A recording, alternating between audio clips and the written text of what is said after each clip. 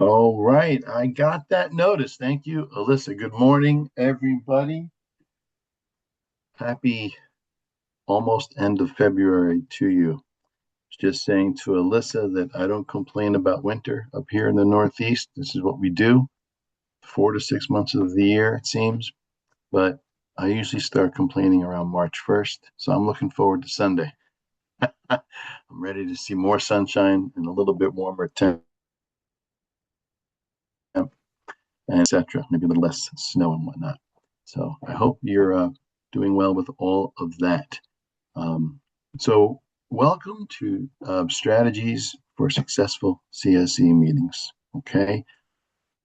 And a little bit early today for some of you that are particularly busy, that might be helpful. We will figure it out as we go, but the latest we will be done will be as at 12 noon. Okay. Let me share just a little bit about myself. Hold on. Oh, there we go. I'm sorry. I'm just trying to, that's what I'm looking for. There we go. Beautiful. Okay. So, um, I'm always very happy when I figure out something technically that most comes to most people very naturally. So I hope you won't be distracted if I'm glancing over here. I've got my monitor over here so that, in fact, maybe I should move. Anyway, it's over here, so I'll be glancing at that to kind of keep me on track. Okay. If I could just share a little bit, I figure it's important to know a little bit about who I am with you today. I've been in human services since 1987, back when I had really nice, thick hair. Um, I started out in residential care. I became a supervisor in residential care for under the auspices of St. Catherine's under the OCFS. So terminology we had used was these were kids with emotional disturbances living in community residences. And I became a supervisor. And then I took a little hiatus after a couple of years and did some overnights just to kind of get a break from all the intense work. Did that for a little while, maybe 6 months, 8 months. Then I started working at our family homeless shelter. Drove a van for a while again to kind of keep the stress levels down. Slowly made my way. Oh, and I worked in the maintenance department, which is also hilarious because I am not very handy when it comes to maintenance. I did do a lot of good cleaning and painting though. So then I worked my way back, decided it was time to get back in the mix. I did some case management at the shelter for a few years. My wife had our only child during this time. And after she was home with him for 4 months, I became a house husband for 4 years. And I spent 4 years at home full time with our son. During that period, we noticed some difficulties he was having, and he was diagnosed on the autism spectrum when he was about 2.5, which led me into doing learning how to be an advocate. When he was became 4 years old, and he was getting ready, he's finishing up preschool. We decided I would go back to work. I worked part-time in residential again as a supervisor. Did that for a couple of years. Also got a part-time job as an advocate. And that's where I got when I started getting involved in the task force and learning from people at Disability Rights New York and Parent to Parent and lawyers and advocates, and got well trained and started my career in there. Then I found a job at Northern Rivers doing family peer advocacy. And during that time, I've done a bunch of trainings as part of that job. We fit it in to be part of that job. It's not only in the job description, but my agency let me do that since it was part of the work that I was doing. And in the last almost year and a half now, I've moved into being a full-time trainer at our institute at Northern Rivers. So while my heart misses the work of full-time advocacy, I am excited to be a trainer, and I love what I'm doing now as well. And I get to still have opportunities like this to talk about advocacy and help people. So I just thought that might be helpful to you. I've learned a lot through my training, and I've learned a lot on the job through experience. And on the job started when I was a house husband, work I started doing advocacy for our son and then for other people at his preschool just to help them out, other parents. Um, so I just think that that might be helpful for you. So let's move on a little bit. So success.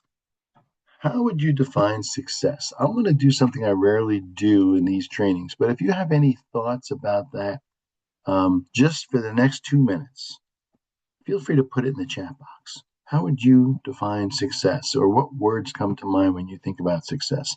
And then after we're done with this question, we'll make sure we don't use the chat as Alyssa had requested. We want to make sure we keep it just for technical problems. But if you got any thoughts, I'd love to hear them or read them before I move on to the next slide. How would you define success? Okay, keeping them, well, yeah. Any thoughts on that? Some of you right now are probably sitting home or in your office saying, I didn't know there's going to be a quiz, or I didn't plan on doing this. Let's see. Hey, look who's out there.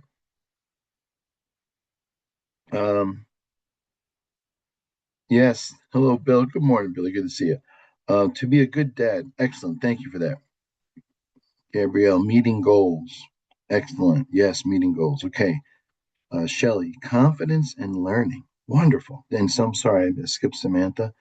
Reaching personal goals. Yeah. Great. Season, let's see here. Maintaining professional and personal roles and responsibilities at the same time. That is a lot. Wow. Excellent. Very good. Very good. All right. I'm going to keep an eye on this, but we have a short window, everyone. But thank you for sharing, everyone. That is great.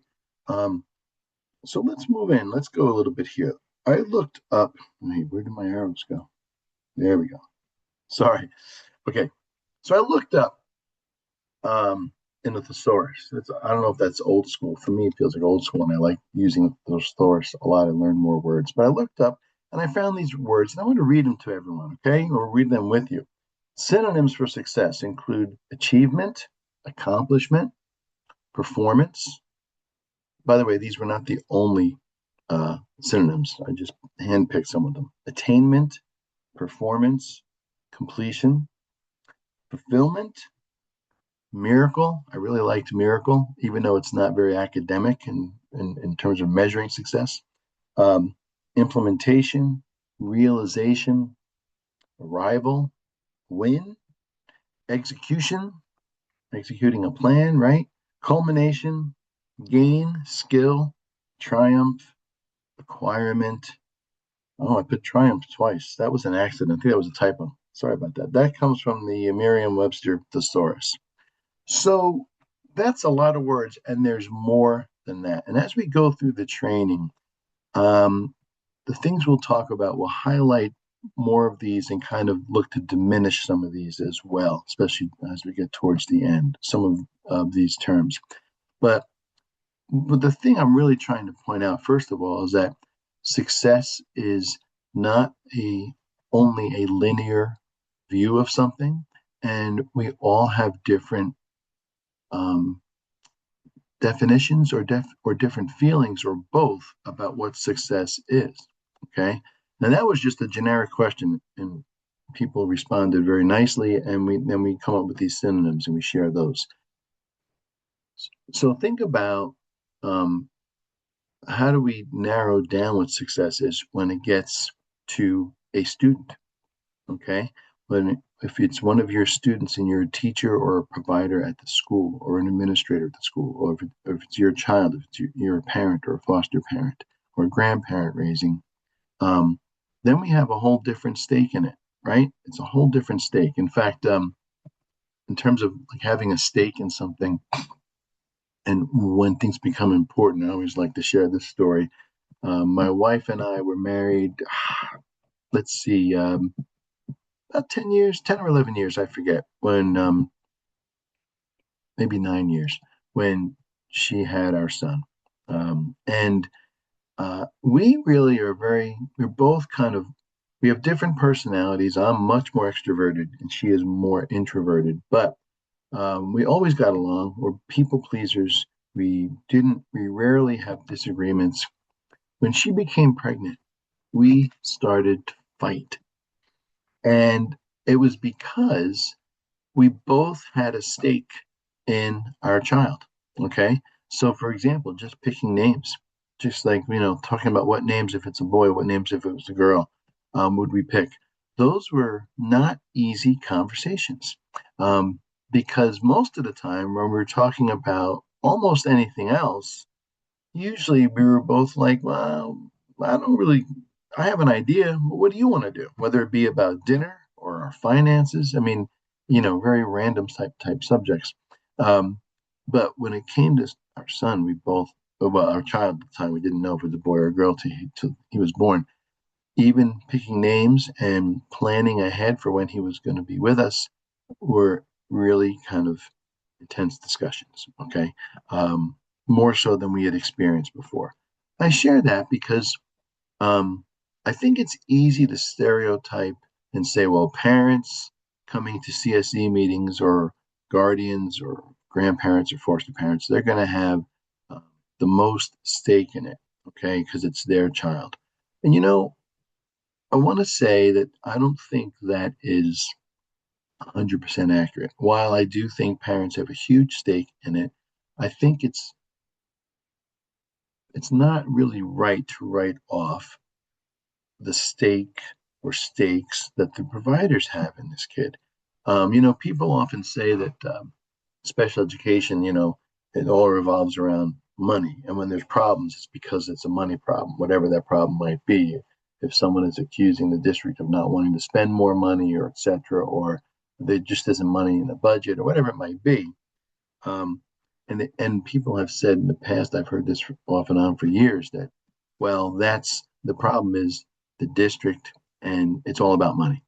What I have found in my 20 plus years doing this work is that um, while money is a factor sometimes, and right now things are tough for everybody, and just everyone's having trouble with the economy right now.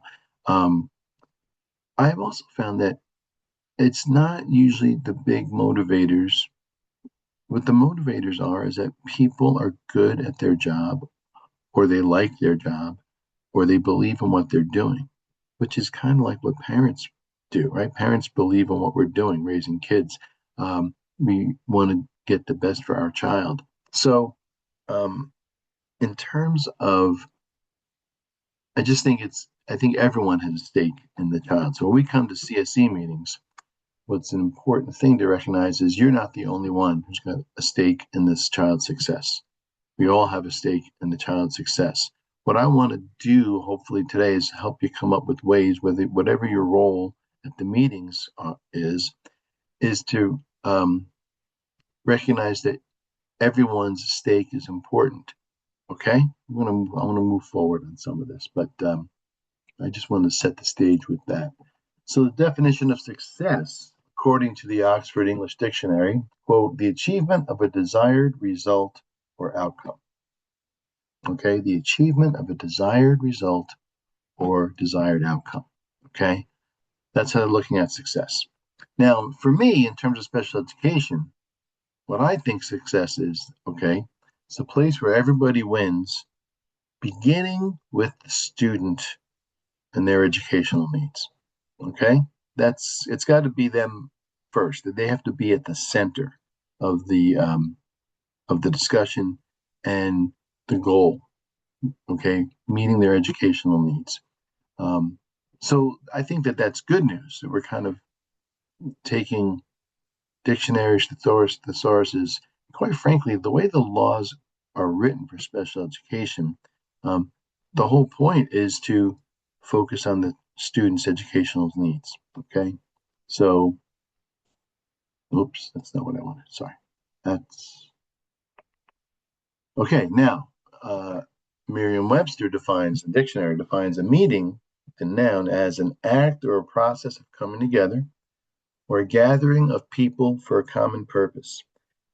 It isn't often that whatever presentation I'm putting together, the definition dovetails nicely with the topic, but this really is perfect. Okay, if we're going to have successful CSE meetings, we need a gathering of people for a common purpose. Okay, Now, I want you to think to yourself for a minute, whatever your role is at meetings, when is the last time that you felt that was actually true? It's a rhetorical question. I want you to think about it for yourself. When did you come into a meeting feeling like we are all here for this kid and we're all going to get through this positively and easily? So, one of the things I think that comes up is because of human nature in part, and certainly some experiences, um, that we don't come into it like we're sharing a common goal and that we've got a common purpose. We come into it like, how am I going to get what I need, or how am I going to get what I want for my kid or for this kid, if it's not if you're a provider, okay? And that's the beginning of the problem right there, is if we're not coming into this with the belief and the assumption that we are going to get together and work together to meet this kid's needs. If we come into it in any other thought process or feeling, we're starting before the meeting starts, we're kind of at a disadvantage. Okay. So, is success the act of coming together for a common purpose where everybody wins? Where everybody wins, especially the student in need? I think it is. Um, we all want to feel like we get something, or we all want to feel like we got something for this student, that this is going to be helpful to them. Okay, it's going to help them to get their education. So this is really great because this is what the law tells us to do. I get a lot of questions over the years about, can the district do this? What does the law say about that? Da, da, da, da. And the problem, the good news and the bad news is the same. Uh, it's probably the way most laws are written, but I'll just speak about what I know as as a lay advocate of the education laws, special education laws, I should say, in New York State, based on the federal statute of the Individual with Disabilities Education Act. What happens is there's not a lot of specifics in the regs. The regulations, and it could be bad news for some because people want answers. But the good news is we want it that way. Like the good news and the bad news is the same. There's not a lot of specifics. What the law basically says, if I want to dumb down 200 pages of regulations, what the law basically says is you can't discriminate against a student because they have a disability, and you have to try to educate them with other students that are not uh, that don't have disabilities as best that you can. So it's basically saying the spirit of that law is saying you can't just dump kids in a basement classroom and leave them there all day, or you can't send them out to another school out of district so you can just be rid of them. So the law says, hey, if they can get an education in district in one of the schools within the district, you have to try that. You have to try to do that if there's reason to believe that that can happen. Okay. So that's the spirit of the law, and that's the spirit of how the law is written, and that's why success is bringing people together to discuss these things and come up with plans and adjust plans as need be. Okay. All right. Let's keep rolling here. So there's four main ideas today that I'm going to be going through. I'll be talking some about procedures, about some requirements. Dynamics and communication is where I really shine, and we're going to spend a lot of time on those more than the other stuff. Okay. But those are kind of the four areas we're going to be heading into today. Okay. By the way, I'm not fully monitoring the chat, so if Alyssa, I think where it's okay if people ask questions in the chat today, right? And what'll happen is Alyssa will field the questions and she will bring them to my attention as needed, and so I can address them as we go through the training. Okay.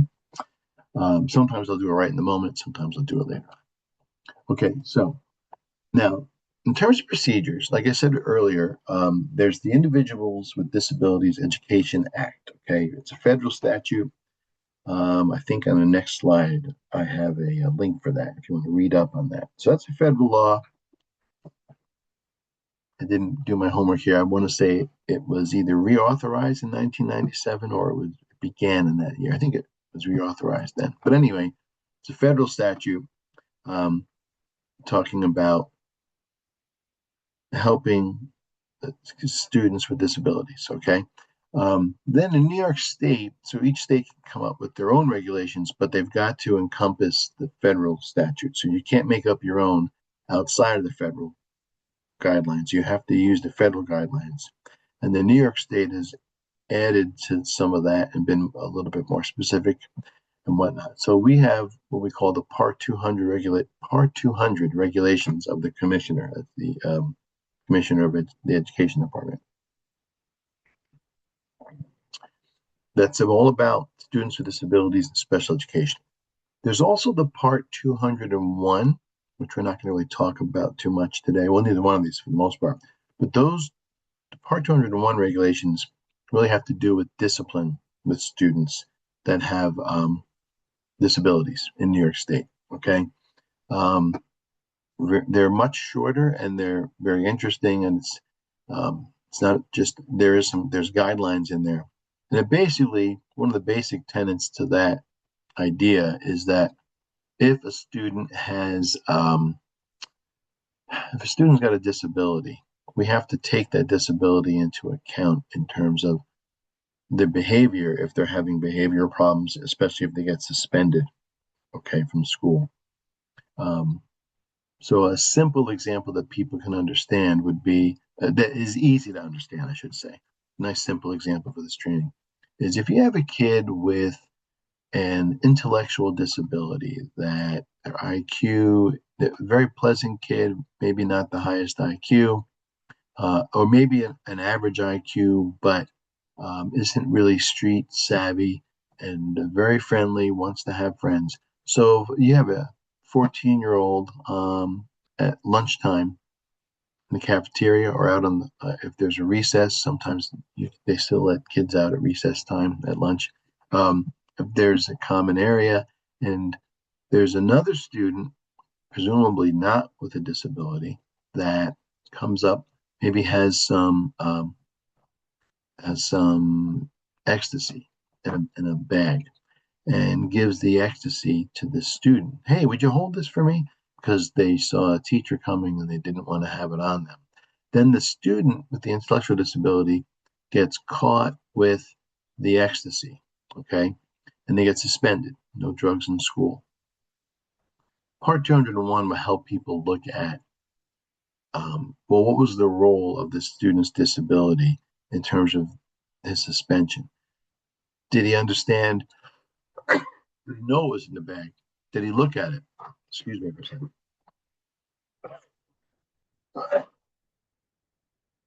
Cough drop. Did he have any idea of what was happening before, during, or afterwards? And if we can answer, I mean, again, this is a simple version, but if the answer is no, he didn't know what he didn't know that he was holding drugs. He didn't know, he just thought he was being helpful and friendly. Then we can take that into account in terms of it can help negate the initial suspension or punishment the student may have had, and we can kind of address it that way, so they would not be suspended, especially if they're suspended for, it was initially for a semester, or a quarter of the year.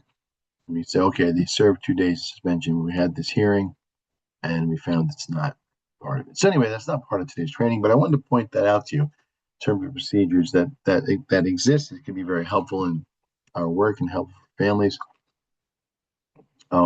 But those are kind of where we get all of the procedures, which there's a lot, so I'm not going to go through them all, but we are going to go through a little bit more as I continue on in terms of how to get to CSE meetings and how to make them successful. Here again on this slide, I have the link to where you can read up on the federal IDA, the homepage for that, and the link in the New York State Education Department to their website for the Part 200s and the Part 201s, okay? And yes, if you want the slides at the end of the training, Alyssa will she does her voodoo and she'll hook you up with that. Okay. Sorry. Okay. So in terms of requirements, all right, I said four main ideas today. In terms of procedures and requirements, in my experience, requirements, they're like dovetail, they're almost synonymous with procedures. To be very honest, I've never really committed a lot of the procedures or requirements to memory.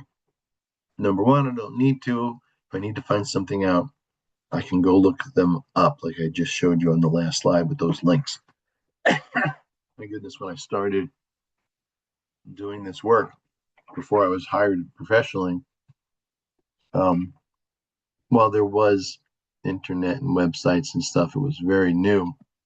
So, there were hard copies of things. I had the Part 200s in a hard copy that the state used to print up so you could have them in front of you in paper. But anyway, the requirements and the procedures kind of are similar. They're really in place, okay, so that we have a common language. There's definitions in the part 200.1. The whole first section is all definitions, how we define the terms we're going to be using and reading about in the regulations. We want to know what the rules are. And I think now, I don't want to make a parallel. I'm not making a parallel that CSE meetings are like games, okay? It's not at all. It's very serious stuff.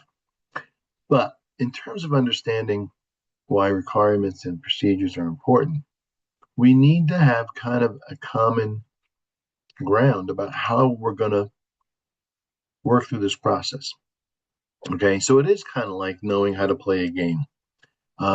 You need to know the rules if you're going to play. I'm old school. I'm thinking about old games like Monopoly or checkers or Parcheesi. There might be simple rules, but you need to know what the rules are, and everyone needs to kind of follow them along. So that's why we have requirements and procedures, so we know what the language is, so we know what the law is expecting we're going to be trying to do at these meetings. Okay, and it's supposed to be not just what according to the law, but according to the spirit of the law. So let me talk about the spirit of the law for a minute.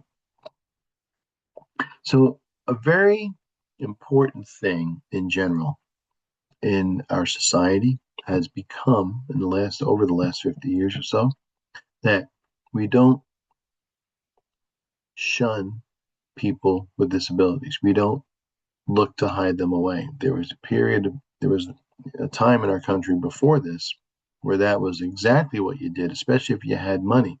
Okay, if you had money and you could afford to have someone who had some sort of disability, and instead of learning about it and learning how to help someone and keep them in their homes, people would be shipped off to asylums or shipped off to somewhere where other people could care for them. Let's not judge that. Let's just acknowledge that's how it used to be. And what we do in education is we've got the spirit of the law is saying you can't just put kids in another school or in the basement of the school. It's rare that I quote Bill Cosby anymore, but I grew up listening to his comedy. And one of the things he would say, he would talk about the special class. And he goes, when I was a kid, I wanted to be in the special class because they were always leaving our building. They were always going to a ball game. They were always going on a field trip. And of course, he made it fun and joked around about it. But that imagery of, well, these kids don't know how to learn. They're not going to be able to learn anything. So we'll just take them on field trips all day. While it might seem like a nice thing, it's not necessary. It's not trying to educate them, and it's not challenging them. And it's also making an assumption that isn't true, that they won't be able to learn. So the spirit, so what's nice is we have this culture in our society now where we want our kids, all of the kids with disabilities, to be with all of the neurotypical kids as much as possible, possibly all day. That's great. And that's an important thing. What's a great side effect to that is it not only can be beneficial for the student with the disability, but it also will be beneficial for the students that are neurotypical, especially as kids are younger. If there's a lot of good inclusion and integration of special ed students in the general education community when they're in kindergarten, first grade, those kids coming into school that are neurotypical are kind of brought up um, like this is just the norm, and these are just kids like them. And there's a lot of acceptance. And the great news about that is that can continue on throughout the rest of their school careers. Like um, they don't meet someone maybe when they're developing, when the neurotypical kids are developing, maybe they're going through a phase in middle school where they're not so nice or they're figuring their emotions, they're teasing, there's bullying. None of that's good or accepted, but it happens. And but they're less likely to tease or bully kids they've known from the beginning and kind of accept them for who they are. So that's a great thing about inclusion and integration. Now, the thing about the spirit of the law, so that's all addressing the spirit of the law. Is you can't just lock kids away. But sometimes we have to remember, I think, that a student with a disability needs, they might need to be in a self-contained classroom as opposed to a general education classroom, or maybe in a specialized school somewhere. One of the main premises of inclusion is that we have kids that are able to learn by being around the other kids, by observing. Okay. Now let's take some students that are diagnosed with autism spectrum disorder. Sometimes um, they're not learning yet by being around other kids, especially when they're very little, preschool. They're not learning how to talk by being around the other kids. If they had that skill set, they would have learned to talk before they went to preschool, right? Because that's how most of us learn to talk. We listen, we look, we observe, and we kind of imitate what we're hearing, right? Say dada, say mama, with coaching and whatnot. So sometimes, example, I remember one time I was helping a parent and her her child was a preschool student, wasn't talking yet, and she was insisting on the student being in a general ed classroom that they had there, or an inclusion classroom at least, where there's other neurotypical kids. And we discussed it, and I didn't really convince her, and that happens. But I was trying to point out, not just from my opinion, but from the educator's opinion, and that was working with this youth, that they're not going to learn how to talk by being around the neurotypical kids because their other symptoms and behaviors are interfering with that. They're self-stimming, they're using echolalia, and they were just not engaged with the other kids. The way they were going to learn to talk would be to get some one-on-one instruction, and there was a self-contained classroom for that, and they would get a lot of that during the day. So, that whole long story just to talk about, we want the spirit of the law to guide us, but we also want to look at the individual needs and what the student needs at that time. Okay, I hope that made some sense. I hope that's helpful. So procedures and requirements help give us rules, give us language to use, give us guidance and structure.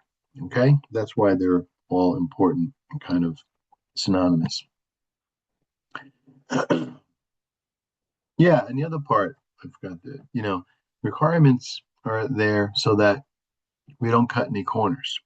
So whatever role you have had in CSE meetings, you have probably seen before, where one of the members of the committee was not able to be there, and a parent is asked to sign a waiver so that if I'm trying to think of, maybe they don't have a general education teacher available. Last minute, somebody called in sick, or a lot of people did, and they don't have anyone to come into the meeting. So the parents asked to sign a waiver saying they are allowing the meeting to occur even without the general education teacher. So that's important. Like in terms of requirements, like that, number one, as an advocate, I always think that's a fine thing. It's tough to get people's schedules all together.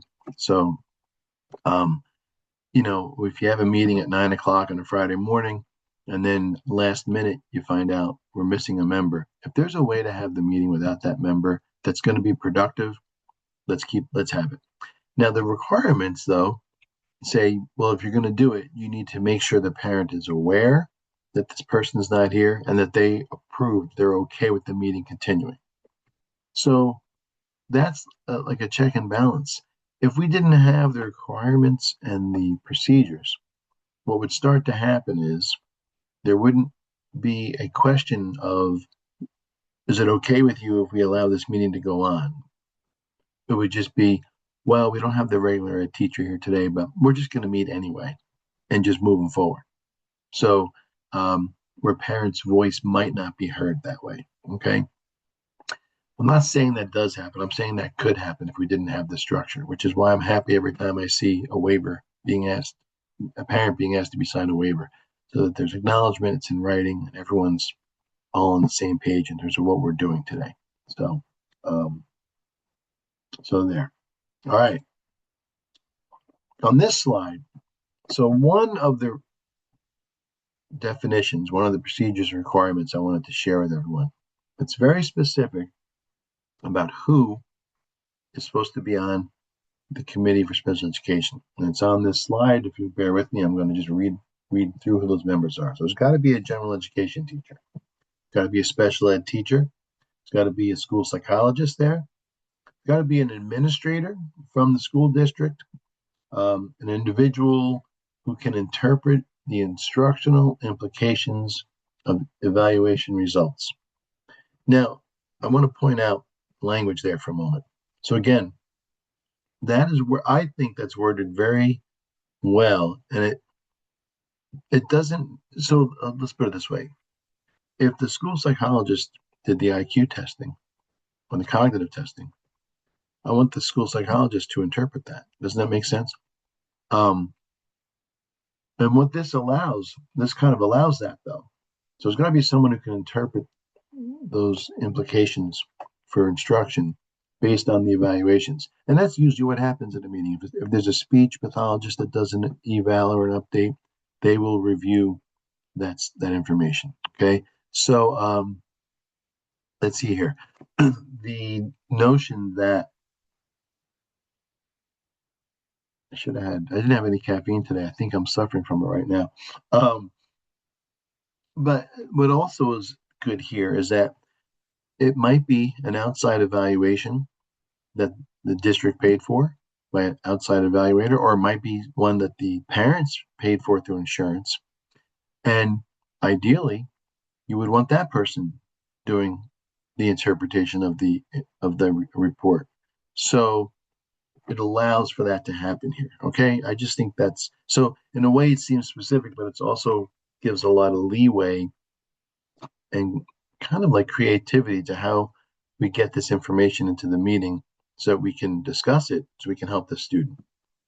Let's see, a physician, a doctor is part of the committee. It's not that often that you see the doctor at a meeting. You can make sure that they're there. There is right here in the definition, it talks about you have to specifically request for a doctor to be at the meeting, and you got to do it in writing 3 days ahead of time. And then you can have a doctor. Okay. So there's also other persons with knowledge or expertise of the student. So that is helpful for parents if they want to bring an advocate, if they want to bring a family member just to be supportive of them so they have knowledge of the student, if they have their own provider that has some expertise. I once went to a very involved CSE meeting. My gosh, this is a long time ago, maybe 20 years ago. The student had dyslexia, and the parent had a specialist, an outside specialist, do an evaluation and brought that specialist to the meeting, and they brought their report, interpreted it. It was very fascinating, by the way. As a non-educator, I learned a lot I learned about dyslexia is very complex. It is not one simple thing or symptom like reversing numbers or letters. That's a very, very small part of it. But anyway, I learned a lot. And so they're allowed to be part of the committee, because of their expertise of the diagnosis of that student. Okay. There can be an additional parent member that the district would supply, but you got to request that in advance as well. It used to be that was kind of a standard thing. I don't know if the definition changed or the practice changed, but now it's not a standard, and but you can request that if you like, and the student if appropriate. And there's different schools of thought on when is it appropriate for a student to be there. Having worked with a lot of students with mental health diagnoses and anxiety and depression, one of the things, well, and let's go with kids with learning disabilities, kids on the autism spectrum that have some language processing difficulties. So it's, again, the spirit of the law is when a kid becomes old enough, presumably middle school and definitely high school, people push to have the student there. I think in the spirit of the law, that's good. I think for an individual student, I want to look at it each and every time. I want to look at, does the student want to be there? Will they actually have a voice in the meeting, or are they just going to be sitting there? I want you to think about this. If they're just sitting there, if you're just sitting at a meeting and everyone is talking about you and what's best for you, how does that make you feel? It doesn't make me feel good. It makes me feel like I'm invisible, and it makes me feel like I have no say in anything that's coming. Sometimes, for some students, that might be okay. That might be a small part of what they need, especially if they're younger, from the adult team, perhaps. But so whenever we can, we want kids to be involved. But we don't always do enough prep for that to be successful for the student. Okay, some students might say, "I'll be there. I'm not nervous about it, but I don't know what I would say." I'm like, well, let's talk about. Let's do a little prep. It could be the teacher, the social worker, it could be the parent, it could be a team of you together working with the kid. You know how parents, there's a lot of districts will do pre-CSE meetings with the parent so that they can kind of be prepared for what the district is thinking in terms of the IEP for the following year. That's great, very proactive. Why don't we do the same thing with kids? And some of you who are teachers out there, perhaps you do. And I have seen that, and that's great. That's really great, because then it's a really good meeting if the student's there. But I think just saying we should bring the kid in because it's their life, that is a little too simplistic, and it's not, it could be fraught with a not successful meeting, certainly for that student, or an outcome. Okay. So that's how we define the CSE. By the way, in terms of language, I like to point out to everyone there all the time, we sometimes, professionally and personally, parents, we use an acronym CSE interchangeable with the CSE chairperson. So when we say CSE, we don't think about what it actually means. We think about, I talked to the CSE and they said we're going to have the meeting next week. So what you really mean is you talk to the CSE chairperson. It's usually who sets those things up. And I think that's important, because if we're talking about the committee, I want to think about the whole committee. I want to think about who's supposed to be there and who's on the student's team, as opposed to, if I'm thinking about the chairperson, I just want to, I like to, I'm big on language myself, so I like to delineate that and make sure I'm talking about the chairperson. I'm going to say the CSE chair. I'm talking about the committee. That's a group of people specific to your students' needs. So that's an important thing. Now, when does the committee on special education meet? Okay, it meets when there's a referral made, an initial referral for a student to be evaluated, to see if they, quote unquote, qualify meet eligibility for special education services. So that whole process begins with a written referral and a parent or guardian giving consent to evaluate. When the consent to evaluate is given and received by the district, then they have 60 calendar days to do an evaluation about the areas that the parent is specified they're concerned about, or do several evaluations and collect data that way. Then they also have to put together a meeting, a CSE meeting. That's when they meet towards the end of that period to decide if they qualify, if they need an IEP, and then if so, develop the IEP and put it in place all within that 60 days. Okay, so CSE, the committee, will meet in that process towards the end of that process, and sometimes the committee will find the student is not eligible, and if the whole committee is in agreement on that, then there's no IEP and the initial referral process is closed and that's done. Okay. Also, the committee will meet at a minimum once annually. Okay. To review the current IEP plan. The IEP for next year will look the same. We hope it won't look the same, at least not exactly the same, because we're hoping that there's been some growth and change by the student. It might look similar, and certainly year to year it might look similar, but hopefully there'll be some growth and change. But whatever the needs are, we have to meet them looking to the next year. Okay. And also, the other time CSE will meet is when requested by a parent. And to be 100% honest with you, I'm not sure. I would assume that anybody on the committee legally could request a meeting. I'm pretty confident in my experience that in school districts, I don't have this. This is more of a guess. I don't have this written anywhere. I haven't read it, but my experience has been that usually an administrator or psychologist would be the ones who might request a meeting. Maybe sometimes at the request of a person on the team, a teacher or another provider on the team at the school, but they would go to that person. I think we need to have a CSE meeting. Now, I'm not sure how that all plays out. I've never worked in the district, or I'm not an educator, or administrator, so I don't really know.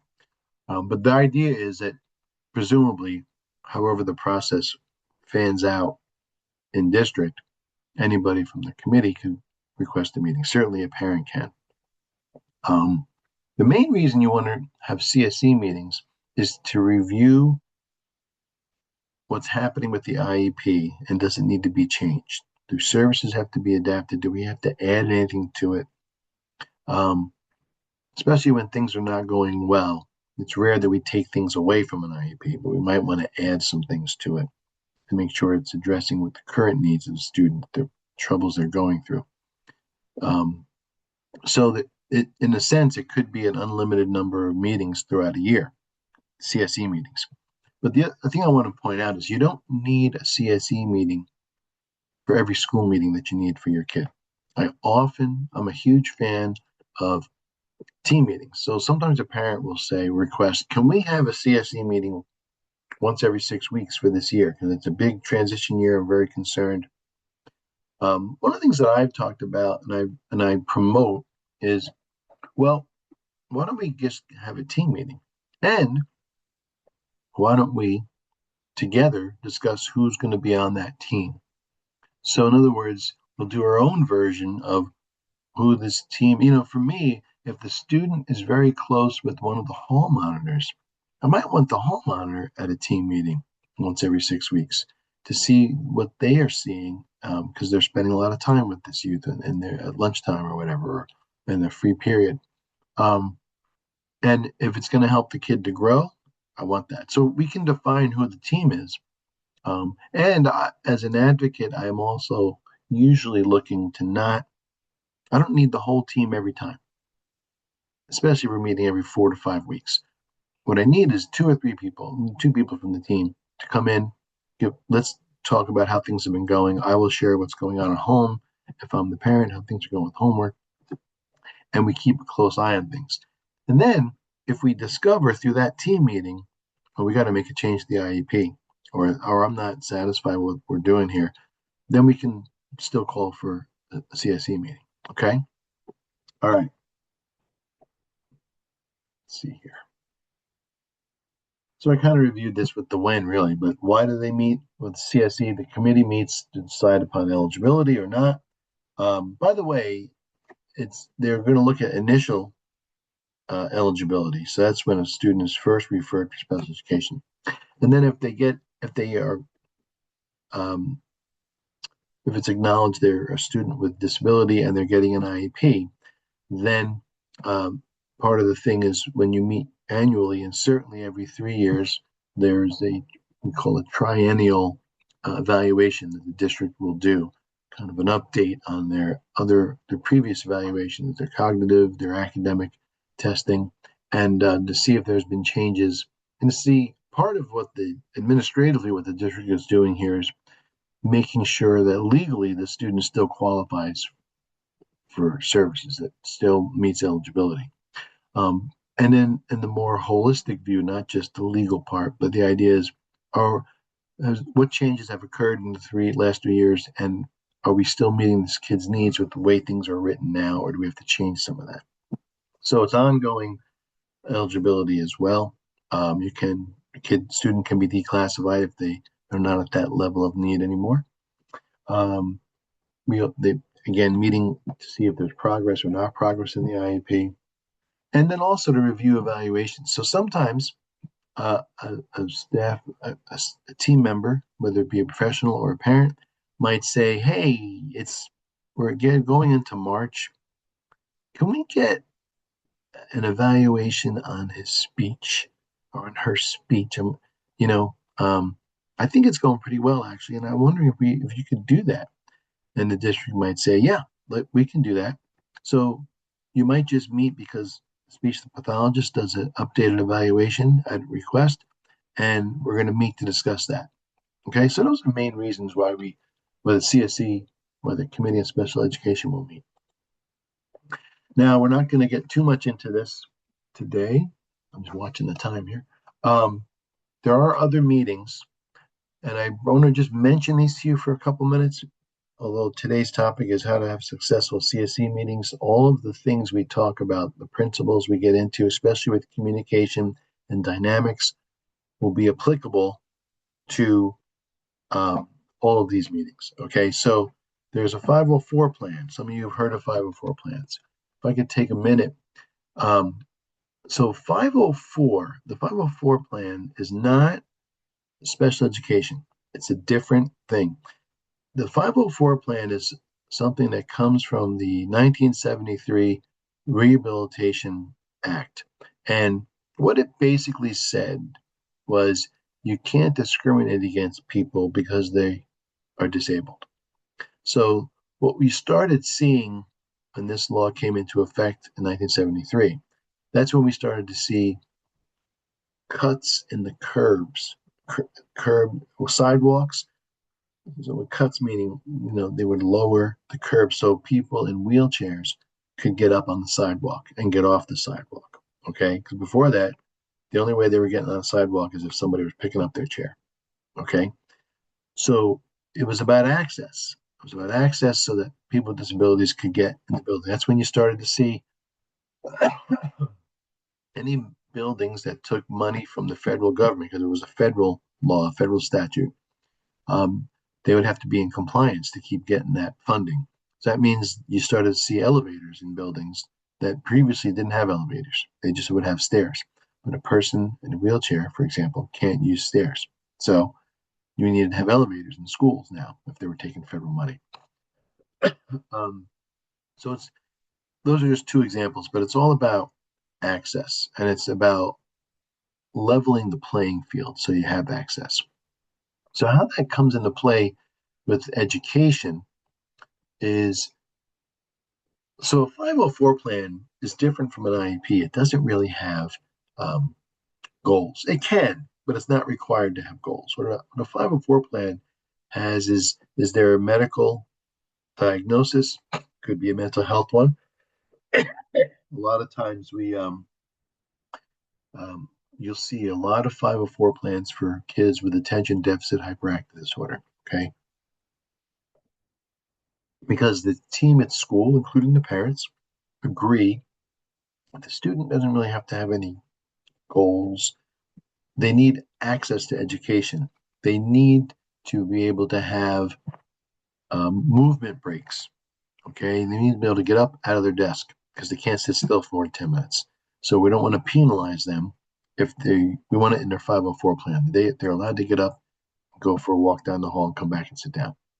um, Maybe some other sensory needs, maybe helping them with getting organized with lists and notebooks and whatnot, and visual prompts on their desk, whatever it might be. But the principle of a 504 plan is just providing accommodations, not really being concerned with uh, change or growth, at least not legally. That's not the point of it. It's about providing access. So I hope that makes some sense. But 504 plans, they look like IEPs. Often we use the same template. And to be honest, I don't know that there's really, maybe someone out there knows. There's the law that says um, you have to meet once a year on a 504 plan. Most districts do that. And again, maybe it's by law, but if it's not, it's certainly by just good practice. Like, well, we should at least meet once a year. It just makes good sense to at least review the plan, see if it's helping, working, and if there should be changes made. Okay. Um, I mentioned team meetings before, so I'm not going to go talk about more about that. But I'm a big fan of proactive team meetings, and we want to use the same principles we are and will be more talking about today at team meetings or CSE meetings. We've got to be able to communicate and work on how we're going to meet this kid's needs. Parent teacher conferences, so that's a much smaller version, but it could be 3 people, maybe 4 sometimes. So the dynamics are more simple there, kind of a one-on-one back and forth. Um, but mostly you're getting feedback from the teacher about what's going on. Either way, you can use it for those conferences and re-entry meetings. And if you will bear with me, I just want to talk about re-entry meetings for a second. Do you remember when I was just talking a few minutes ago about students being a part of their committee on special education, and that they can be at the meeting, they should be at the meeting with Mike, if appropriate. Okay. So I remember I was saying how kids are not usually prepped, or often are not prepped very well for what a CSE meeting is going to be and what their role is going to be and what's going to happen there. Re-entry meetings come in when kids are either suspended or when they've been out because they're been out for a medical reason, or sometimes that medical reason includes mental health reasons, if they've been hospitalized psychiatrically for a week or whatnot. Okay, so when there's been a suspension and there's a reentry meeting, I'm not a big fan the way I've seen them done, and I want to point this out to everyone today.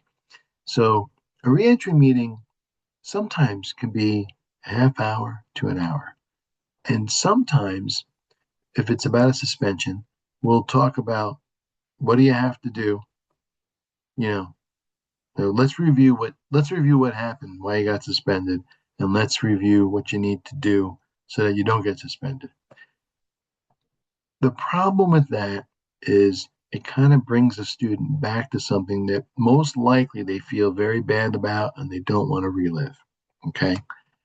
Now, the idea that we just bring a kid back in without some sort of an acknowledgement, that I get that that's not okay. We need to have an acknowledgement. But you know what? Most reentry meetings could be 5 minutes or less. Okay. We don't have to drag the kid over the coals most of the time. They know what they did wrong. They probably often will feel bad about it, and that's going to be enough. We don't want to start their first day back with feeling badly. Okay. So reentry meetings, I want to plot those out. And when I'm an advocate there, I am trying to, if no one asked me, I'm still going to try to intervene to kind of keep this short, uh, keep it simple. Do you want the kid to say, yeah, I'm not going to do that again? Sure, let's get there. It doesn't take that long to do. Let's not go over why it was wrong. Let's not go do all that there. Okay, that might be more appropriate for a counseling session at school, perhaps, or in private counseling to kind of process that stuff. So just food for thought that reentry meetings or is another type of meeting that can be fraught with disaster in my experience. It can be very helpful if it's planned out well and if people talk to each other and make a good plan and present it to the youth and let's get them on a positive sense back into school. And it might not be related to discipline or suspension. It might be, like I said, a mental health issue. They were hospitalized. Well, you know something?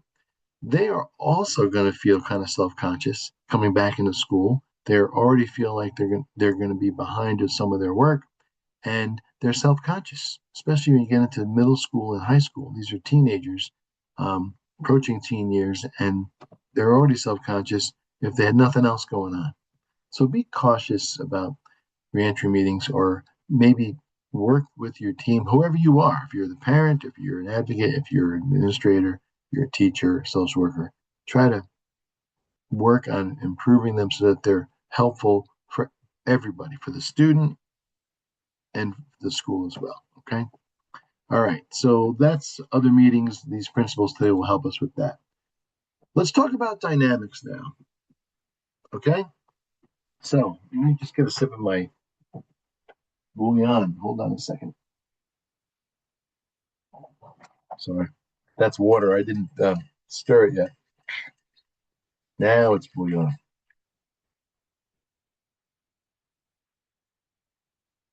Okay. Thank you for indulging me. So, dynamics in the meeting. Okay. So what happens when you get together? So, having a common goal in a meeting, meeting the needs of this kids, that's our goal. That is a great goal. That is a great thing people can agree on. We can say, yeah, we are going to do some good here. So, dynamics can drastically change how a meeting goes at any point in the meeting. Okay. You've got parent concerns, you have professional concerns, you have different personalities, and you have individual strengths. And what I'm talking about there is the adults at the meeting, especially.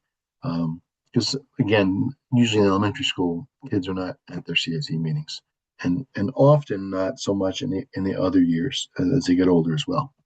All right, so we have all of these, and I am going to let's talk more about them. Hold on here. No, that is not what I wanted to do. All right, I don't think I know how to go back here. Hang on a second. Let me see if I can figure this out. Arrow options, that's what I want. Yes. Yeah, why can't I get the.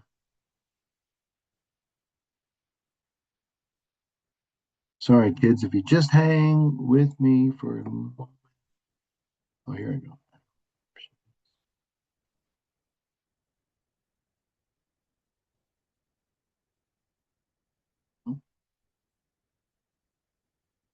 No. Oh, I see it. Sorry, I just had to read for a minute. I saw it. Okay, I'm going to stay here. I want to talk about some of this stuff with you right now. Parent concerns. Okay, so parent concerns are going to be what's what are they worried about for their kid?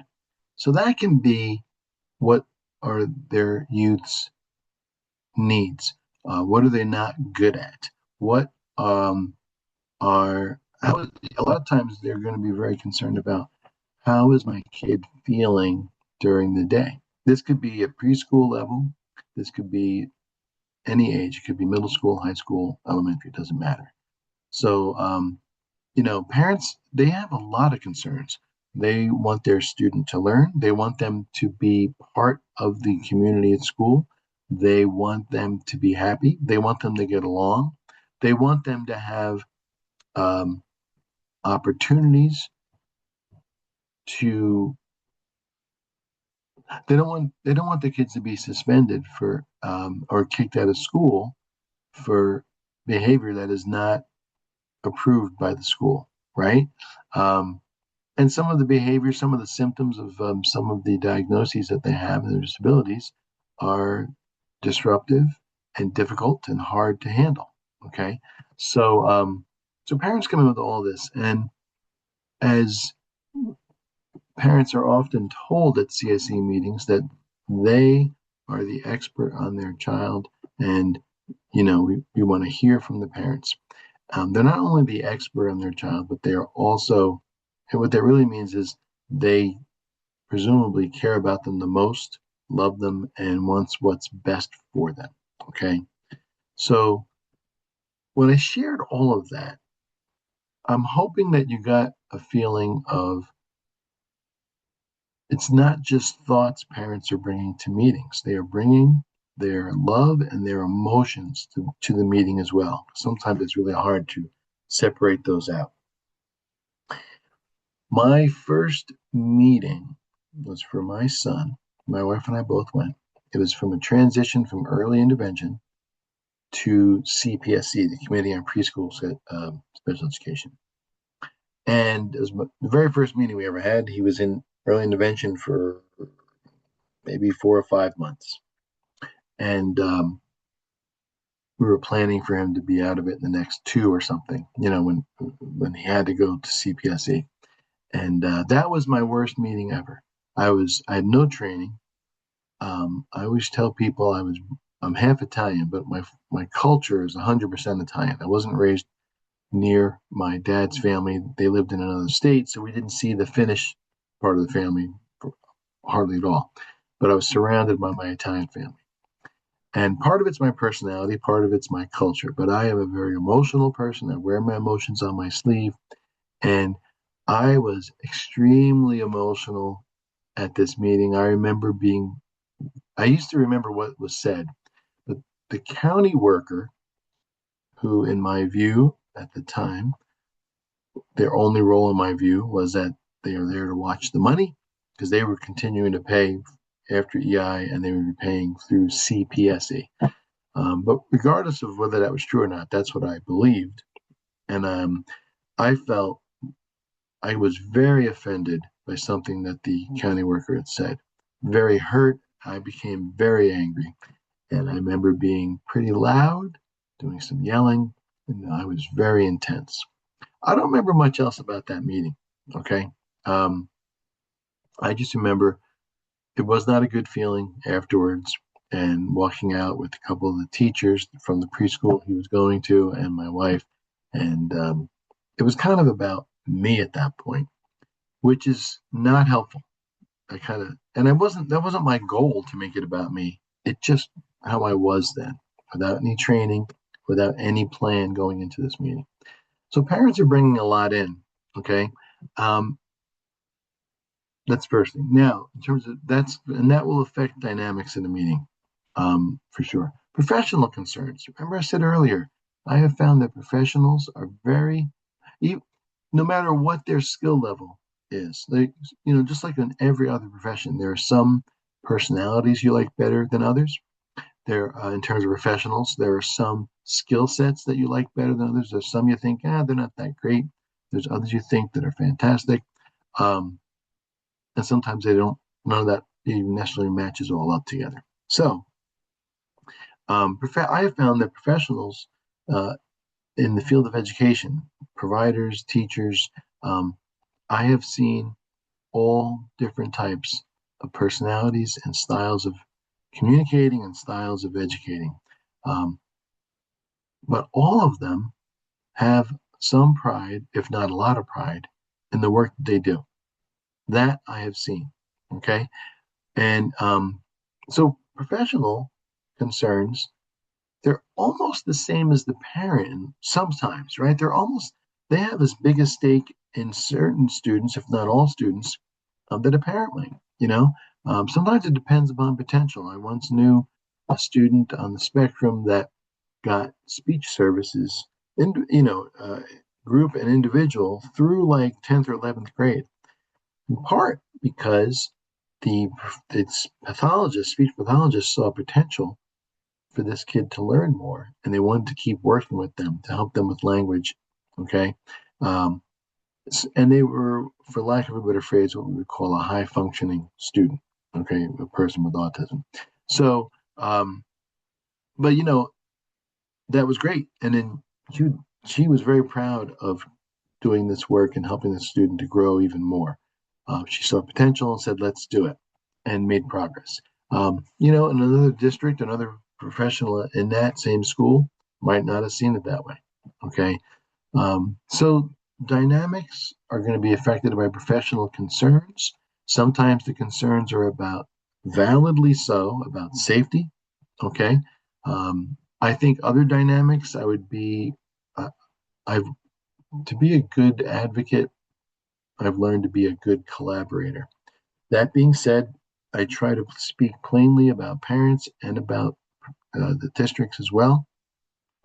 I think sometimes in districts, it'd be naive to say that there aren't dynamics within the district. There is, maybe, I always tell parents when we're preparing for a CSE meeting, we have more power at a CSE meeting than we do if we go to due process, because we have the best opportunity to have as many members of the team share and discuss and talk. Okay. Sometimes employees in districts, just like in any other job, are told, "Don't bring that up today. Don't bring that up in this meeting. Don't Let's not talk about that." There's no way we really have a solution to it. So let's kind of, if it doesn't get brought up, let's not bring it up. And sometimes I think professionals feel a little bit stifled by that. So the CSE meeting, if we ask questions, I'm going to talk about that in a few minutes, might be a good way to get good information from people that want to share it. Okay? So there's professional concerns that can affect the dynamics of meeting. Personalities, when I was younger and less experienced, personalities would stymie me. It If I felt like I was going to be going to battle, so to speak, I would get nervous or anxious or maybe angry or pre-angry in preparation for a conflict. Um, and that doesn't help anything. So I had to learn, okay, whether it's a personality that I communicate well with and I think they communicate well, or one that I think is not a great communicator, and maybe is the dynamics are, listen to what I say. I don't, you get a minute, but then we have to keep moving through. There's control issues, maybe. Um, the approach should be the same regardless of personalities. Your approach should be consistent um, in terms of being open and trying to find solutions and not necessarily just arguing with people. One of the problems when you argue with people, and think about this for a minute, when you argue with people, usually there's no victor. Nobody wins. No one wins the argument. Okay. That's usually how it plays out in most arguments, let alone in a CSE meeting. Okay. Um, Individual strengths. Best practice is you want to use your individual strengths that you have, that you possess, and use them to help the meeting go forward. Another angle on individual strengths is that some people are good at certain things, but if it's not helpful to the meeting, that's not going to be it's not going to be helpful. So we want to be cautious about someone's individual strengths. Someone might be very organized and able to keep meetings, get a lot of work covered, and be done on time. That's great, but sometimes you don't get everything done, but the meeting wants to close because we need to, because there's two more meetings behind us. So in terms of personalities and strengths, what I've learned to do as a member of the committee, not necessarily as an advocate, is just be, before we end, saying, okay, we didn't get to discuss the reading program that was asked about today. So can we meet? If we can't do it right now, can we set a date now to meet again? So in other words, we're not letting it drop. We want to make sure we discuss that. together, that kind of a thing. But I have to kind of prepare for that ahead of time. If I know I'm coming to a meeting where someone's going to be moving us along, they're very organized, they're very structured. They don't allow for a lot of discussion, and time doesn't allow for that either. Okay.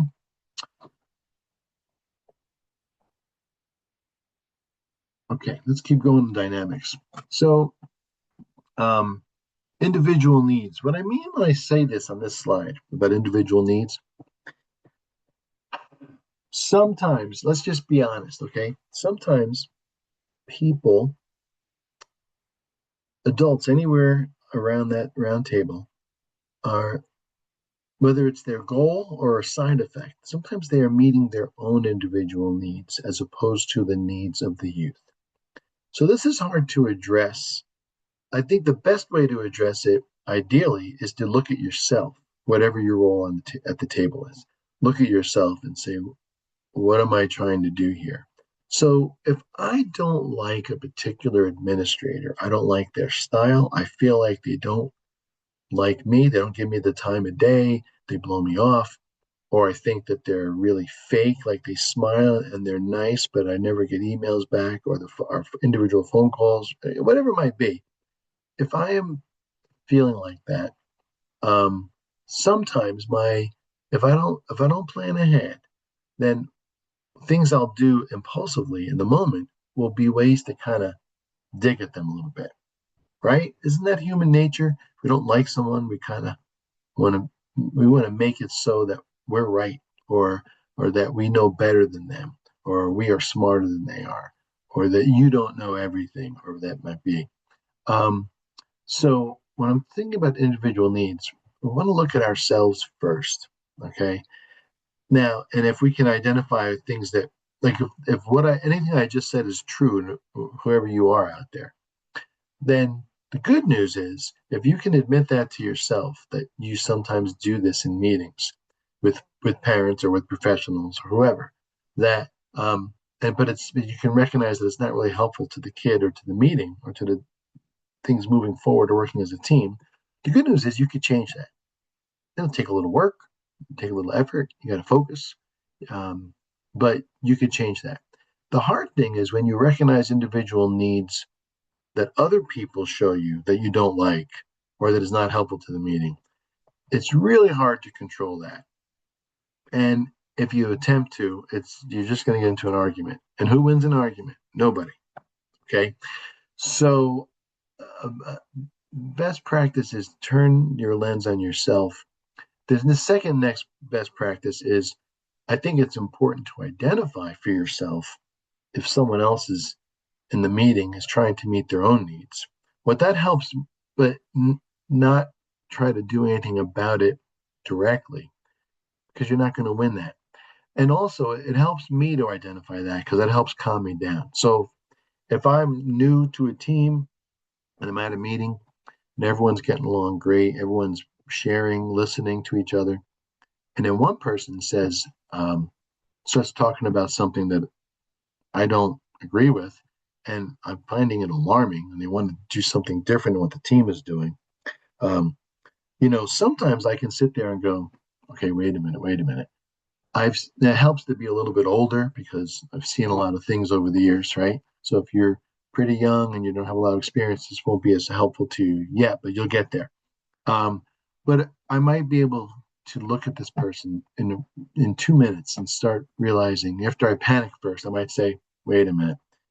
Okay, I know they just need to be the loudest person in the room. Just because they're sharing this, they don't. They don't. There's no reason to believe we're going to change to what they're saying just because they're talking the loudest. So I can just sit back and relax. I tell myself all these things. I can sit back and listen, but I don't have to panic about it. Let's just see what happens when they're done. Let's just see where the meeting goes. So that's why looking at individual needs of another person, for me to identify that, that's how it can help me. And I'm suggesting that it might be able to help you to kind of categorize it in the moment and recognize that you don't have to address it. Okay. If you feel like emotionally that you have to address this or intellectually that you have to address it and interact with them, a couple things can happen. First of all, we're going to lose some time. And whether you have a 20-minute CSE meeting or an hour CSE meeting scheduled, you don't want to lose time. Time is extremely valuable. So I don't want to lose time. So that can help me to not interact. Also, if I interact, again, then the dynamic no longer becomes about, are we talking about this student, Sally, whose IEP we're looking at, or are we talking about, or you and I talking about subtly the things we don't like about each other, the things that are frustrating each other about the other one. So that's important. Rules and policies can be a dynamic. So a lot of times I get questions as an advocate from parents saying, what is the policy on such and such? Can a school district do this? Can a school district do that? And what I usually tell people is sometimes it's not policies, it's culture. It's the culture of that particular building or the culture of that particular district, meaning the culture of how they look at special ed. Okay?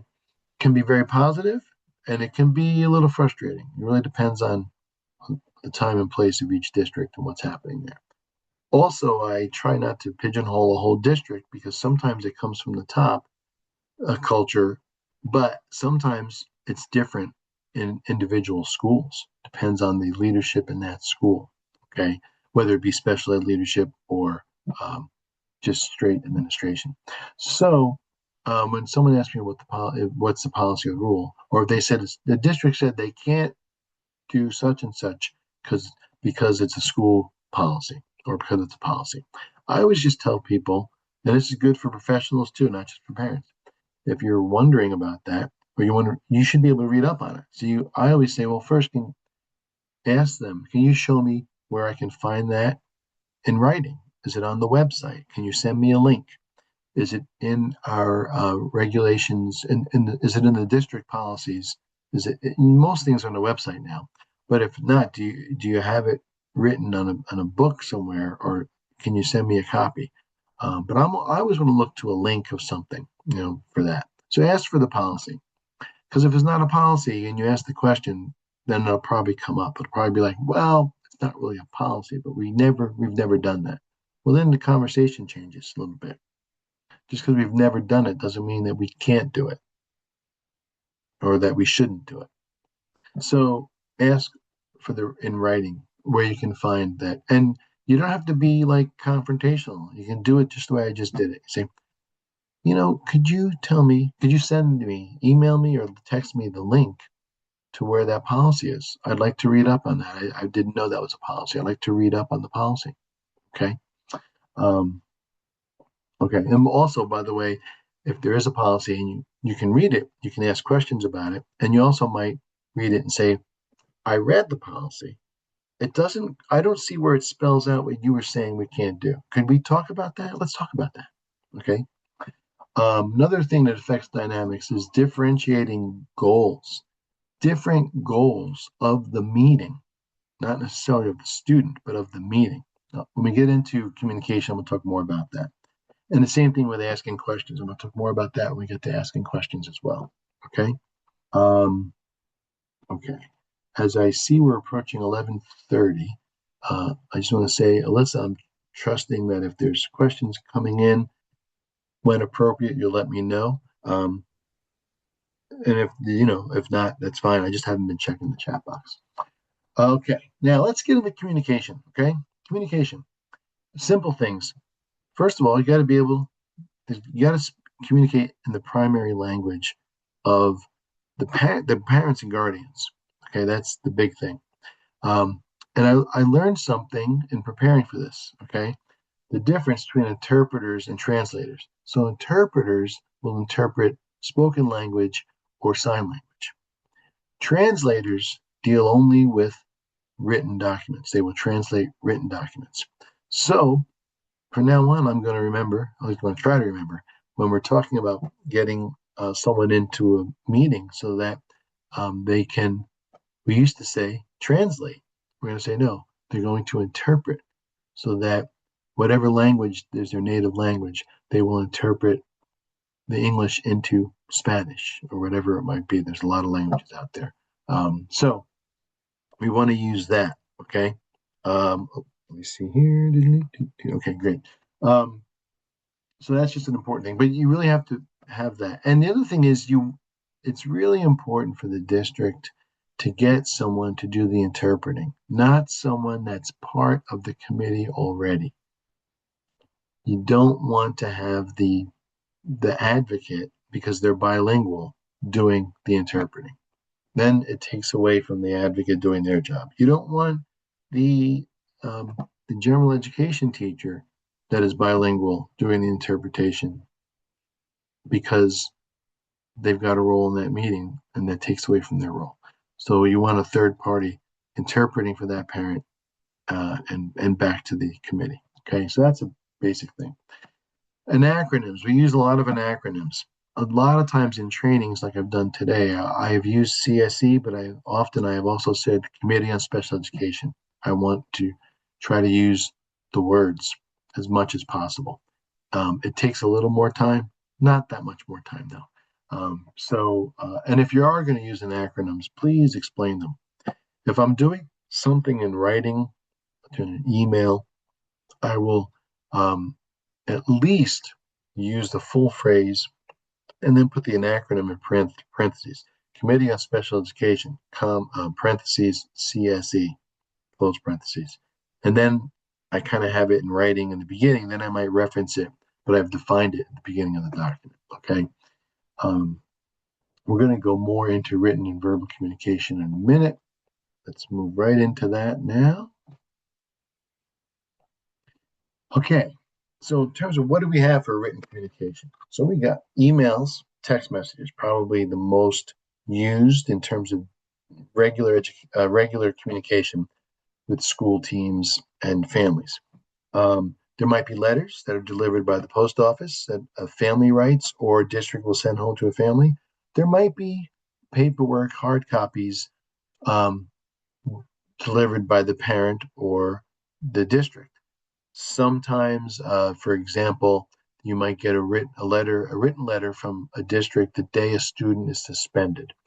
A lot of times districts will send that home with the student, hand it off to the parent or guardian when they get picked up from school. That isn't always possible, and sometimes an administrator or a designated employee will be given the suspension letter to have it delivered to the family's house in the mailbox. Okay. Sometimes a parent will write a hard copy of a letter, print it out, and then drop it off at the districts, at the school, at the office, or whatever it might be. So there's different ways that those things happen. There's also daily communication or weekly communication in writing between the school teams and the family teams. Okay, that can be a notebook, that could be sheets like there's structured sheets about what happens in the classroom every day, and you get points for certain things. So those sheets might come home. Um, Sometimes there's a book that the parent will write back. Sally did great with her homework tonight. She was tired, but she got through it all without one tantrum, whatever it might be. Or work's going fine, but, they were kind of, my daughter was kind of withdrawn tonight and didn't spend much time after dinner with the family. She spent most of it in her room. I'm a little worried about her, just to share that stuff. So communication is big for prep. And in terms of meetings, so all of the stuff I just talked about all has a role in CSE meetings. Okay, even if it's the annual review, you don't have to spend, if there's one suspension during the year and you had this communication in writing, you know, you don't necessarily have to spend a lot of time on that in the annual review, but you might be worthy to be bringing up, and the written communication is helpful for you to prepare for that. Okay.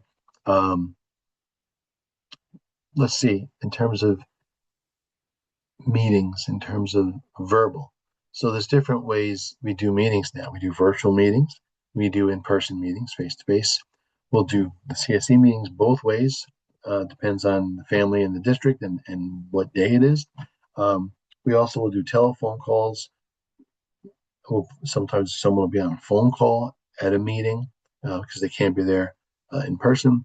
Um, So things we want to do though in our verbal communication is um, we want to be thinking about our phrasing choices and our word selection. Um, I'm a big fan of prep, so I'm going to get to that. Preparing for meetings helps make meetings um, much more successful and much easier to navigate. And I get into the next couple of slides where we talk more about that. In terms of other communication, our body language, okay? So body language, it's something we need, if we're not already aware of, we should become aware of. A friend of mine, we used to work at Northern Rivers together. She's moved on to the Office of Mental Health. And I would love being at staff meetings with her because she did not have a poker face. So if she were, if she didn't like what was coming or if she was totally shocked, you would see it on her face. I mean, she had no filter. And I don't know that it was always, might have got her in trouble, and I feel bad about that. But it was really fun to watch as her friend. I just thought, wow, man, just chill, keep a straight face, man, because she'd be like, really, like without saying the words, she's like really saying like WTF, like that's it. So hilarious, but not hilarious in the sense that it communicates information that you might not want to be communicating. So be aware of your facial expressions. And if you're not aware, and often we're not, how often do we watch ourselves um, talk? We don't talk to ourselves typically for the most part. And we usually don't make a plan to do it in a mirror, at least not often. Um, so get feedback from someone you trust. Ask people, say, hey, listen, when you're with me, do I have a good poker face? Do I like, what do I show you with my face? I'm getting ready for this meeting and I kind of want to know if I'm putting it out there or not.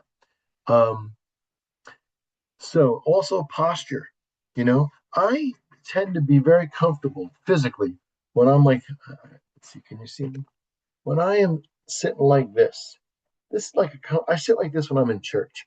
And usually during the homily, during the preaching, I sit there and I start to think, I wonder if the priest thinks that I'm happy or mad or not paying attention or if I don't like what he's saying. Um, so sometimes then when I think of that, I go, well, maybe I should put my hands on my lap and kind of be more open. So while I'm comfortable physically like that, I try not to use that in a meeting. And also, I will use my words to let people know what I'm doing. So without my hair, I am a lot colder than I used to be. Our mothers were right. Going outside, wear a hat if you want to keep warm.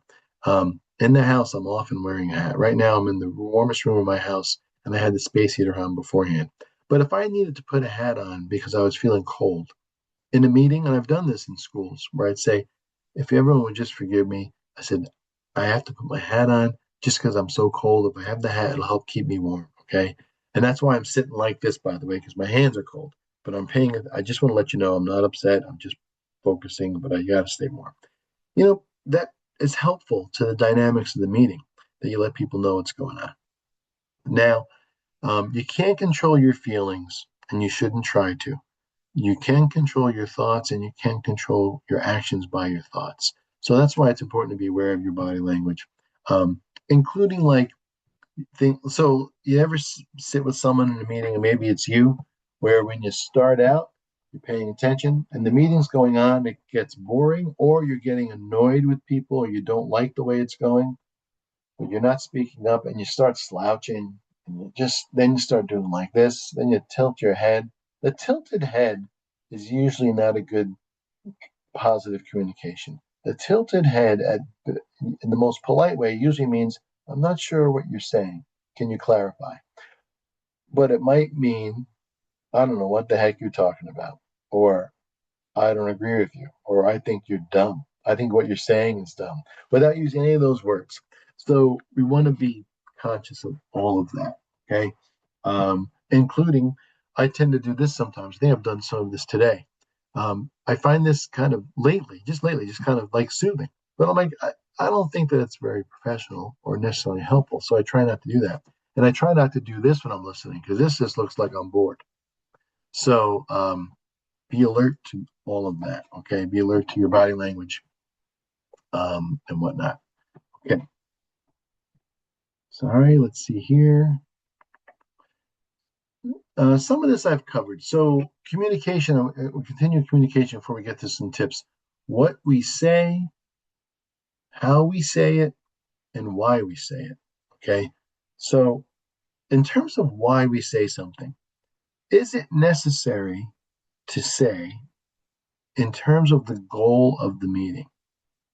So a common thing that happens for parents, okay, is they sometimes have experiences with a professional at the school on the CSE committee that they, they don't get along. They don't like the other person for some reason. Maybe it's earned, maybe it's not. Maybe it's their interpretation, just a feeling, but whatever it is. But sometimes, again, if we're not focused on the youth, we feel like, or let's take another angle on this. I'm sorry. Let's say an administrator or a professional says something that's inappropriate. That should not have been said. It was not helpful. It wasn't professional. Let's just be broad about it for the moment. Sometimes the parent wants to get into it right there. What I always tell parents is this meeting is about your youth. And if someone says something that's inappropriate, um, we can address it. We just don't want to take the time to address it there. We might say, well, I'm sorry, that felt a little uncomfortable to hear that. But let's keep talking about Sally. And then you can address that through other channels after the meeting. You can get in touch with that person's supervisor or whoever it might be, ask to meet with them separately or meet with them if you want to bring an advocate just to help you guide you, whatever it might be. But is it helpful for this meeting? And that's hard to do. I know I'm sitting here saying the words and it sounds like, well, it sounds nice, Steve, but if someone really took a dig at you or was really made something personal or said something that was inappropriate about your kid, how are you going to do that? Well, that's what I'm telling you. I'm just telling you it's not easy, but it's important. And I'm not saying we should just let it go. I'm saying maybe don't do it now. Maybe say, well, we'll have to talk more about that because I don't feel comfortable with that at all. But can we focus on the social work needs that Eric needs, my son needs, or whatever it might be? Okay, so first with the why, think about, is it going to help the meeting move forward in the goal? Okay. Um, okay.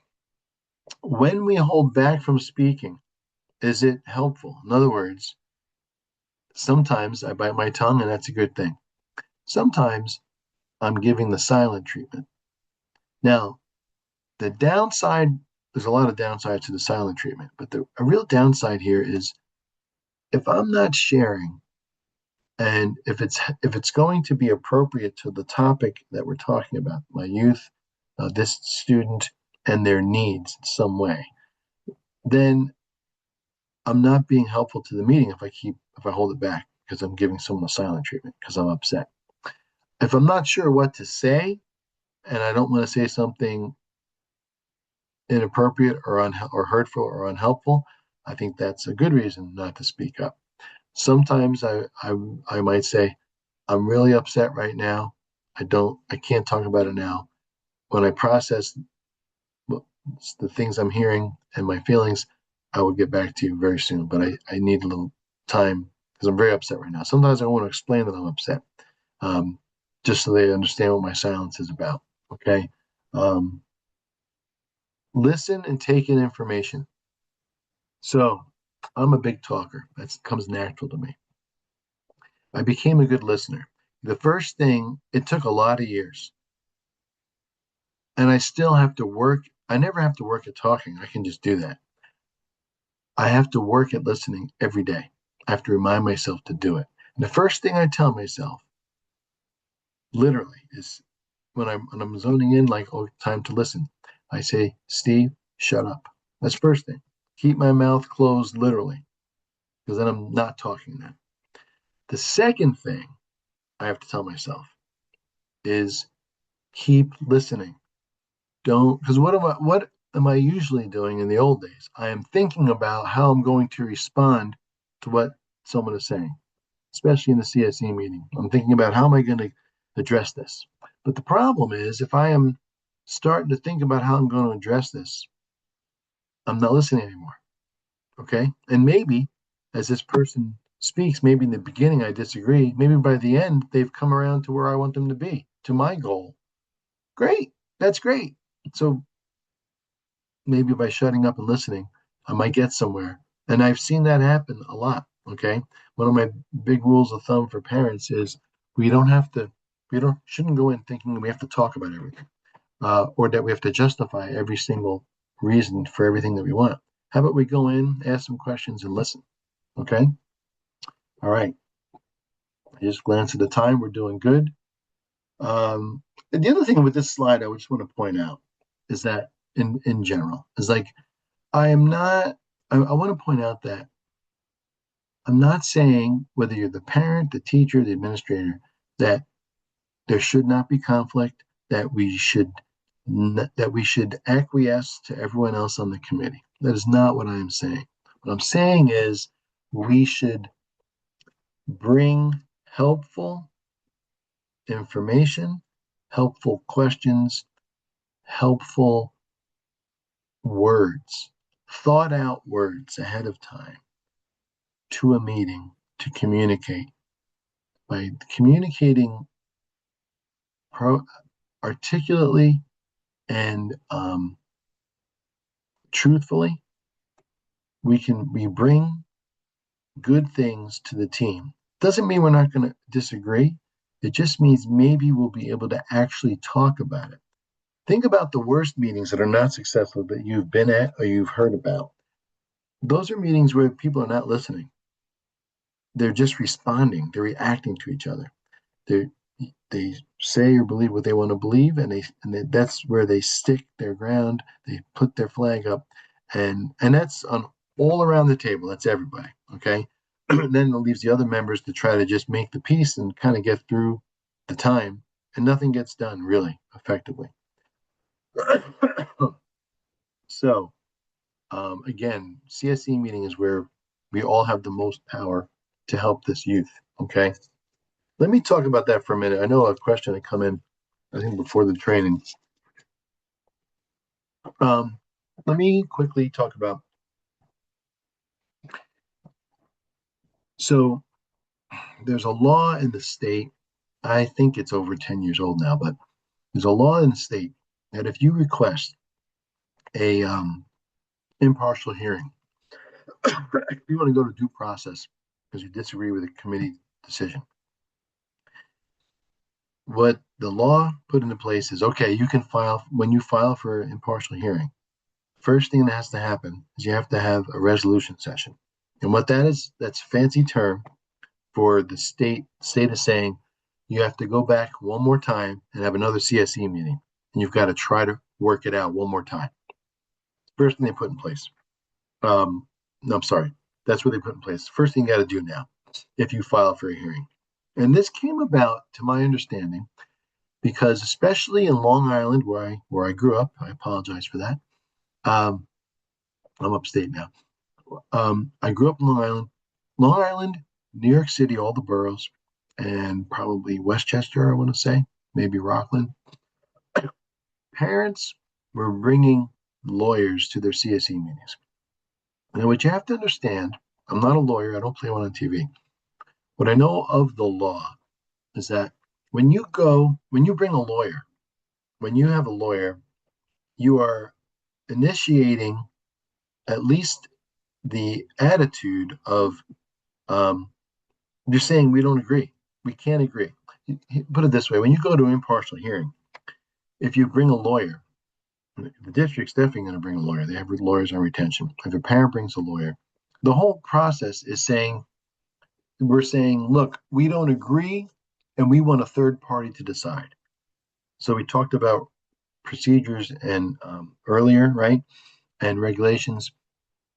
That's what happens.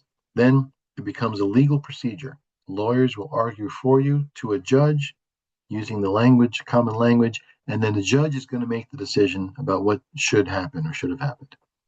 There's really no place for that in a CSE meeting. Okay, we don't want lawyers at a CSE meeting. We don't want an adversarial setup. We want a collaborative setup at a CSE meeting. So often, a lot of lawyers A lot of agencies that provide lawyers that do this kind of work, they they will do everything they can not to get to that point because they recognize that we all have more power at the CSE meeting. We all can discuss, we can change our minds, we can agree to things, we can hear each other, we can understand why we should change our thoughts on this, some information we didn't have earlier. Okay. I've seen the same thing with lay advocates as well.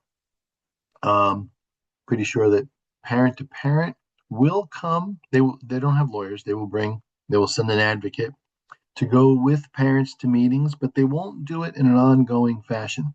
And part of that reason is they're not structured for that setup, but they don't have the staff for it. But they also want to empower the parent. They want to teach a parent how to become a good advocate and to do well in their meetings and have success. Okay, so I just wanted to bring that up about lawyers and recognizing, yeah, there is always a place and a time for lawyers, but you have to kind of know when that is. And it's not at CSE meetings for sure.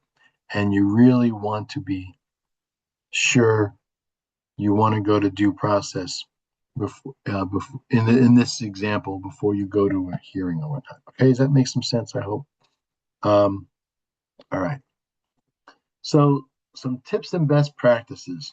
Predict possible outcomes. You know what's helpful here? An experienced advocate can really help parents prepare for meetings. And if you're a teacher and you're like, hey, I'd like that too, reach out to an advocate that's maybe not involved in the case. If your district doesn't care, reach out to an advocate that is involved in the case and have some discussions ahead of time. Um, Parents are the most upset and they show the most emotion, and it's the least helpful when they're surprised. So, if you look on this slide, prepare an agenda, share your agenda with the team at least the day before the meeting. A couple of reasons for that. The reason that parents often don't want to share the agenda is because they've been surprised and they don't like the feeling and they didn't like the outcome of the meeting. So, naturally, their instinct tells them, I am going to not share my agenda because I've got a plan and I'm going to see it through, and I don't want to give you an edge up by knowing what my plan is. Well, you're thinking of it as a fight, and we don't want it to be a fight if at all possible. We want it to be a collaboration. Also, when you share the agenda prepare one, what your goals are for the meeting, and share it ahead of time, it helps start the meeting off in a positive way. Sometimes a district, if the parent sends that, or I send it for the parent, the district will send back acknowledgement saying, great, thank you, this is helpful. Or, yeah, that's what we want to talk about, and we wanted to add this other item. So now that helps start the meeting out so that if someone like me is going on for 5 minutes in the beginning of the meeting and we have a half hour, someone else can say, I appreciate what you're saying, Steve. I know we have 4 more things we want to get to. I just wanted to ask if anyone had any other comments before can we move into the next piece. It helps keep the meeting moving, which is going to help with our goals. Okay. Have a short script ready. I tell parents never to storm out of a meeting. And if you need to leave the meeting, we're going to wait till the end. Sometimes the meeting dynamics, if we let people talk and just listen, and if we ask certain questions, how are we going to make sure that my son is, instead of saying my son needs a one-to-one aid at lunchtime, if I say, how can we make sure when my son is in the lunchroom, the other kids are going to be safe from if he becomes frustrated? And let people talk about it. Sometimes they will come up with the same solution you're looking for, and then it's a group decision and everybody wants it. Sometimes they come up with other things that you like. Sometimes someone says, you know what, maybe you can have lunch with the social worker with the group that she does 3 days a week. Some parents are like, no, I want in the cafeteria. Great. Okay, that's not an option. Some parents are like, I'd love that. But if you didn't ask the question, we wouldn't have that info. Okay.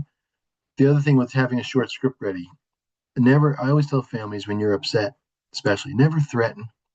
We're going to due process. I always say, I'm going to write this phrase up for you. Maybe if you've been in meetings with me, you've heard me say it. At the end of a meeting was not going well, I say, I want to clarify. We said this, we're going to do this, we're not going to do this. Is that right? Yes. Okay. I just want to share that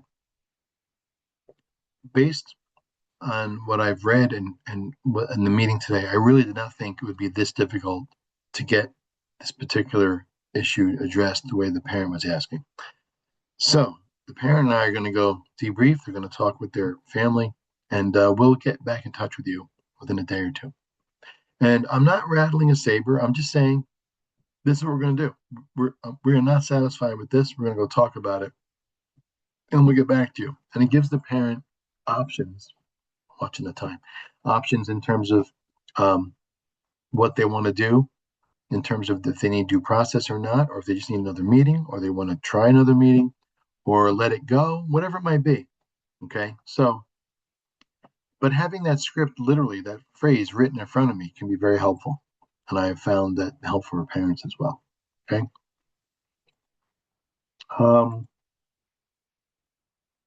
Simple little things. Don't interrupt. We usually interrupt because we want to correct somebody or because we are charged up emotionally. So focus on listening. Keep a pad and paper with you. Jot down thoughts as they pop into your head when you want to interrupt. Don't. You can always get back to that point when this person stops talking. I'd like to go revisit that part you said about homework. Don't interrupt. It's bad for feelings. It's bad for the motion of the meeting. So don't interrupt. Okay. Have a bottom line prepared. Sometimes districts come in with bottom lines like, here's what we're going to offer. That's it. Well, it's important for families to know that too, so we know if we need to use our script.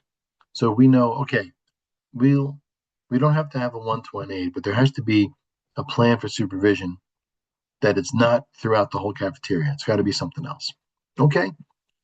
If they come up with a plan, then they'll know on the spot. Okay, that makes sense. Okay, we can agree to that. Or if they're whatever the parent's bottom line is, it's good to know what that is so they know, no, this is not acceptable. Or, oh, I didn't think of that. That's good. Be solution focused, keep a positive attitude. There's a couple of questions that have come up I want to address quickly before we end. I'm leaving this slide up and I'm going to answer 2 more questions before we finish. Let go of that I have to win feeling thought to going into meetings. You don't have to win. You want the student to win. Adopt this student or this child, my child, can grow if we work together. I know it's not always going to be this neat and Pollyannish, but this is a way to approach to have a successful meeting. And if you're articulating well and in charge of your emotions and in charge of your behaviors, all people at the table, then you're more likely to have a successful meeting. Now, a question I had come up about how do I know what if my students' IEP goals are adequate? That is not really great for this meeting. I'll be honest with you, I've got a good career and a reputation as an advocate. I rarely get involved in IEP goals. So what I really have learned to do is to find a teacher on the team that I trust that can explain it. And if I feel like they feel this is good, that's usually good enough for me. There are other ways to look at this, though. You can find people that spend a lot of time writing these things. And the big thing probably is to see is it a measurable goal. Okay. And you have a say in that if you're the parent about not just measurable, but what you want your student to grow in. Okay. And the last thing I want to cover briefly, what's the role of an administrator at meetings when we find about so there's usually a CSE chair. Sometimes there's a administrator in place of the chair. I got like a minute left here. So typically the administrator is going to be thinking, whether it's a special ed administrator, director of pupil services, perhaps, they are looking at the overall picture they're focused on the student, hopefully, but they're also keeping in mind what is available in district, what is not available in district, what can we provide, they're looking at those types of things. What is our staffing like? That's typically Ideally, their role is to have that information and to share that, not to force it upon people, maybe to just say, this is what the reality is. Anyway, I know it's like 11:59 now, so I think I better stop. Is there any other questions, Alyssa, came up? Or does anybody want to ask Les? And if anybody wants to stick around, if it's all right with Alyssa, I can hang around a couple minutes. I have a few minutes. Otherwise, I hope this was enjoyable. Let us know if you want the slide deck, and Alyssa will arrange for you to get that. And make sure you watch for our upcoming trainings coming up next couple of months. We'll have one a month as our goal. We do not currently have any questions in the chat or Q&A box. And once the recording of this presentation is processed, we'll send the link out along with a copy of the slides to everyone who came today. Wonderful. Thank you very much, Alyssa. I appreciate that. I hope everyone had a good time. Oh, let me see here. Oh, someone's asking or asked an administrator at all meetings, not a CSE chair. That I have found is depends on the district and depends on the meeting. You know what I mean? Like sometimes it's, I've been in some districts where there's a chairperson, and some meetings, usually the ones that I was at, which really means it was a high profile situation, um, then the administrator would come. Um, I, I don't know what to tell you. Like usually what is required is the chairperson, and that could be the administrator or vice versa. Okay. I hope that answered your question. I could look closer at the definition myself, maybe perhaps too.